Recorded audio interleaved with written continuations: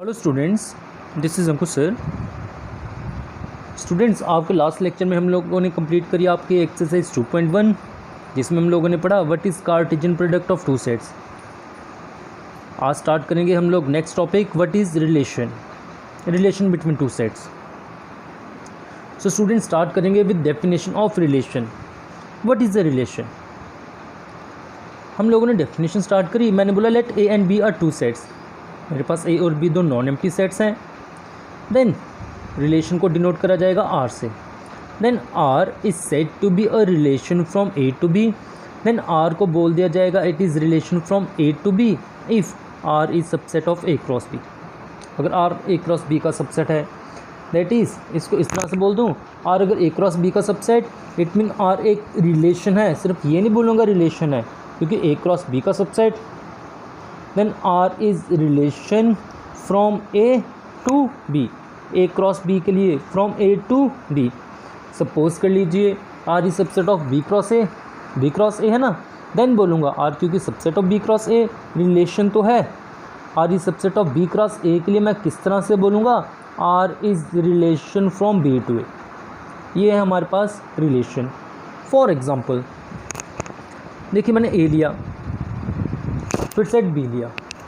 मैंने बोला सपोज कि आर है कोई सेट जिसका पहला ऑर्डर पेयर 1 4, दूसरा ऑर्डर पेयर 2 4, तीसरा ऑर्डर पेयर 3 5। अब देखिए, जब ए क्रॉस बी निकालूंगा, एक पेयर 1 4 आ जाएगा, 2 4 भी आ जाएगा, 3 5 भी आ जाएगा। मतलब ये पेयर तीनों जो मैंने आर में लिए ए क्रॉस बी में होंगे। मतलब आर ए क्रॉस बी का सबसेट होगा। Since R is subset of A cross B, that means R is relation from A to B. R है relation from A to B. ये हमारे पास रिलेशन की डेफिनेशन। अब कभी ये भी हो सकता है आर ए क्रॉस बी का सबसेट बोला और बी क्रॉस ए का सबसेट बोला, क्या पता आर ए क्रॉस ए का सबसेट हो, क्योंकि ए क्रॉस ए का सबसेट है, कार्टेशियन प्रोडक्ट इसका सबसेट है। मतलब ये रिलेशन तो है। ए क्रॉस ए के केस में हम लोग ऐसे भी बोल सकते हैं R is relation A cross A, पहले भी ए बाद में भी ए, फ्रॉम ए टू ए, ये भी चलेगा। या फिर इसको ऐसे भी बोला जा सकता है, क्योंकि दोनों के दोनों है सेट ए, इसको बोल सकता हूँ R is relation on A. R है relation on A, set A के ऊपर। ये थी स्टूडेंट्स हमारे पास रिलेशन की डेफिनेशन। नेक्स्ट हमारे पास रिलेशन में होती है डोमेन, रेंज और कोडोमेन। ये डोमेन, रेंज, कोडोमेन क्या है?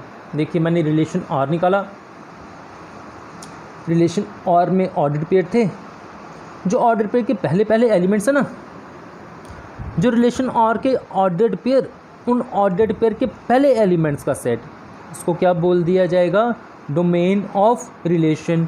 देखिए, मैंने वही तो लिखा, set of first elements of ordered pair. जो ऑर्डर्ड पेयर के पहले एलिमेंट्स हैं उसका सेट, उसको क्या बोल दिया जाएगा? डोमेन। फिर ऑर्डर्ड पेयर के जो दूसरे नंबर पे एलिमेंट्स हैं, set of second elements of the ordered pair in relation R, उसको क्या बोल दिया जाएगा? Is called its range. Ordered pair के पहले एलिमेंट्स को डोमेन, दूसरे एलिमेंट को रेंज। फिर देखिए, मैंने तीसरी डेफिनेशन लिखी कोडोमेन की। What is codomain? Student, if R is relation from A to B, R है relation from A to B, A to B, दूसरे नंबर पे, पहले नंबर पे सेट ए आ रहा है ना, दूसरे नंबर पे सेट बी आ रहा है। जो सेट दूसरे नंबर पे आएगा उसको हमेशा क्या बोल दिया जाएगा?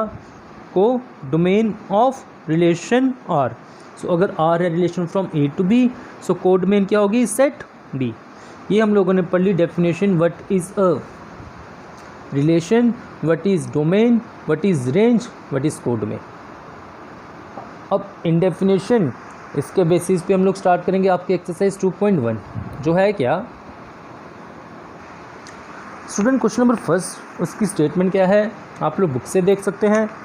वहाँ पर बोला गया let A is equal to set A given है, जिसके एलिमेंट है फ्रॉम 1 to 14। ये सेट ए गिवन है। फिर बोला गया डिफाइन है रिलेशन आर। आर एक रिलेशन डिफाइन करो from A to A. From A to A एक रिलेशन डिफाइन करो। किस तरह से डिफाइन करो? आर है ऑर्डर्ड पेयर एक्स वाई का सेट, और एक्स वाई आप लोगों ने लेने कैसे हैं? सच दैट इनके बीच में क्या रिलेशन है? 3x माइनस वाई किसके बराबर हो? 0 के बराबर। वेयर x और y ये दोनों किसको बिलोंग करते हैं? ए को।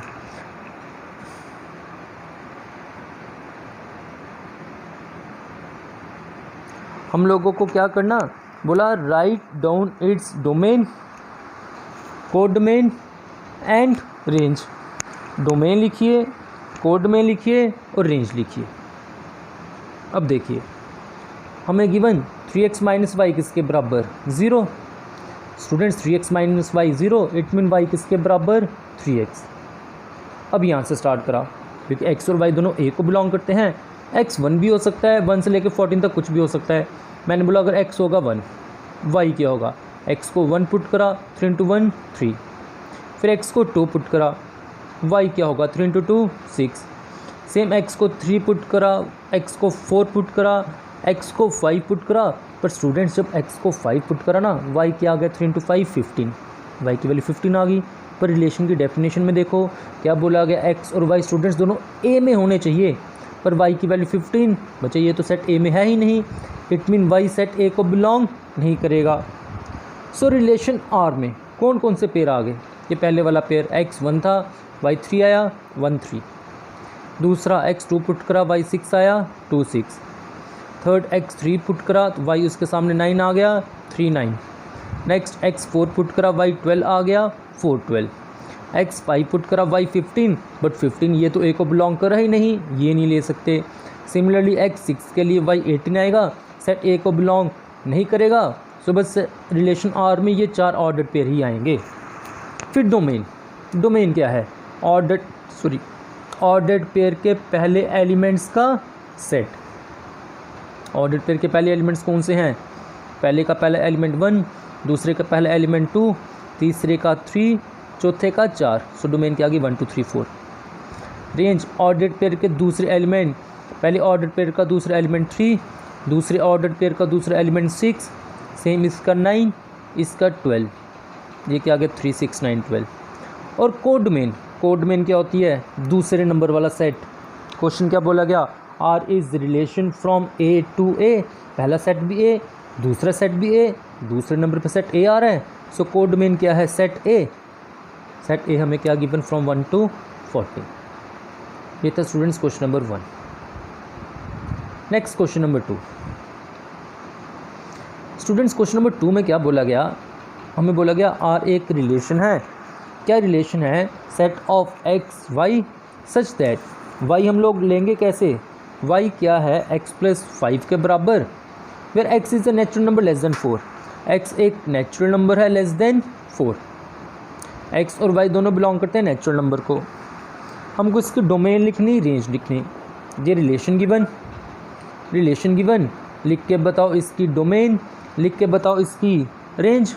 क्या करेंगे, अब यहाँ पर देखो x is natural number less than 4, 4 से छोटे वाले नेचुरल नंबर, 4 से छोटे वाले नेचुरल नंबर मतलब 1 से लेके 3 तक। सो x क्या आ गया 1 से लेके 3 तक, जैसे लास्ट क्वेश्चन करा वैसे ही x को 1 पुट करो, फिर 2 पुट करो, फिर 3 पुट करो, आपके पास ऑर्डर्ड पेयर आ जाएंगे। बस ऑर्डर्ड पेयर के पहले एलिमेंट्स क्या होंगी, डोमेन, और ऑर्डर्ड पेयर के दूसरे एलिमेंट्स क्या होंगे, रेंज। सो इस तरह से स्टूडेंट्स हम लोग कर लेंगे आपका question number 2। Next question number 3।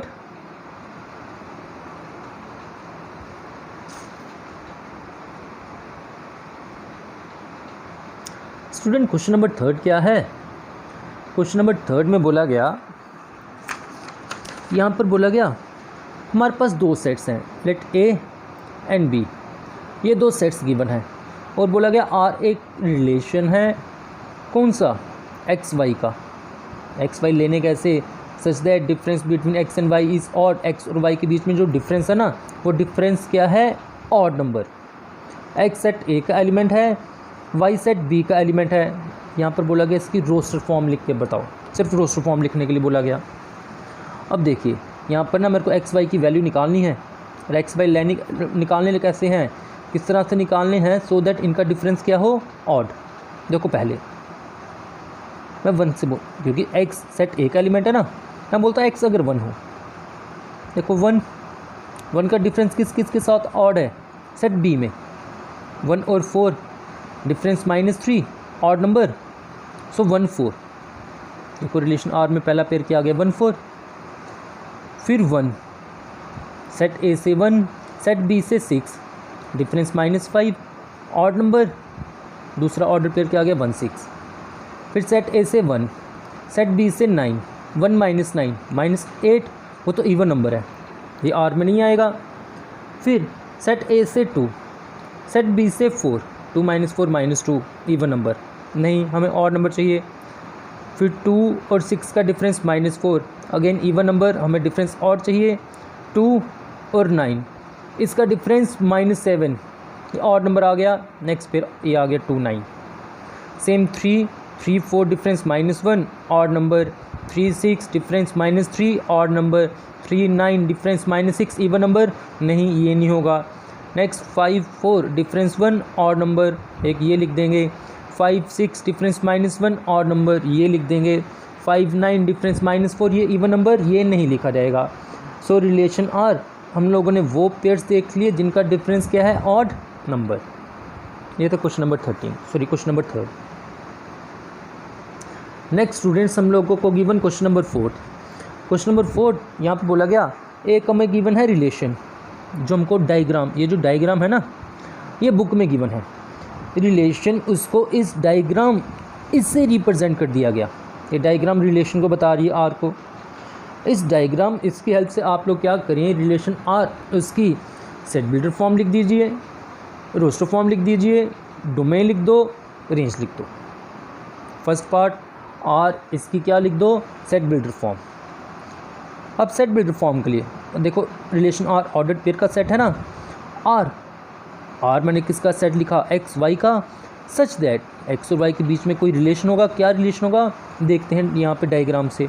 देखो 5 का एरो 3 के साथ बनाए, मतलब 5 3 के साथ रिलेटेड, 6 और 4 इनके बीच में एरो, 6 4 के साथ रिलेटेड, 7 5 इनके बीच में एरो, 7 5 के साथ रिलेटेड, 5 3 इनके बीच में रिलेशन, साथ ही साथ देखो 5 - 3 किसके बराबर है, 2।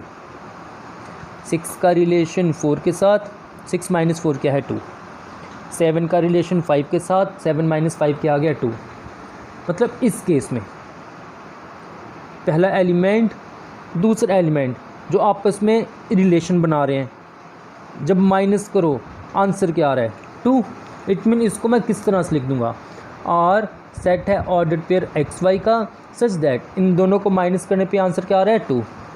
यहाँ पे एक्स क्या है, सेट पी का एलिमेंट, एक्स 5 भी हो सकता है, 6 भी हो सकता है, 7 भी हो सकता है, और वाई ये क्या है, सेट क्यू का एलिमेंट, वाई 3 भी हो सकता है, 4 भी हो सकता है, 5 भी हो सकता है। ये हम लोगों ने इसकी लिख the first part set builder form. फिर सेकंड पार्ट इसकी रोस्टर फॉर्म। रोस्टर फॉर्म तो काफ़ी इजी होगी। देखो यहाँ पे 5 का एरो 3 के साथ, पहला पेयर 5 3, 6 का एरो 4 के साथ, दूसरा पेयर 6 4, 7 का एरो 5 के साथ, नेक्स्ट पेयर 7 5। ये आगे रिलेशन आ रोस्टर फॉर्म में। फिर इसकी डोमेन, ऑर्डर्ड पेयर के पहले एलिमेंट 5 6 7, रेंज ऑर्डर्ड पेयर के दूसरे एलिमेंट 3 4 5।